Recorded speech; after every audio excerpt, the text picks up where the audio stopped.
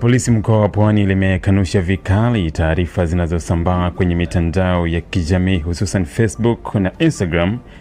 zinazodai kuwa gari la polisi lilimgonga mwananchi na kusababisha kifo chake katika eneo la Kongowe, wilaya ya Kibaha, likieleza kuwa madai hayo hayana ukweli wowote. Kwa mujibu wa taarifa rasmi iliyotolewa na kamanda wa polisi mkoa wa Pwani Salim Mkase tarehe 23 Disemba,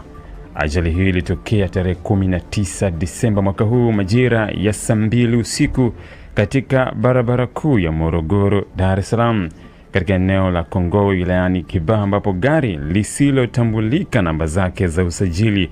likitokea upande wa Morogoro kuelekea Dar es Salaam lilimgonga mwanamke aliyefahamika kwa jina la Pendo Mugisa Mashauri mwenye umri wa miaka 20, mkulima na mkazi wa Kongowe. Jeshi la polisi limeeleza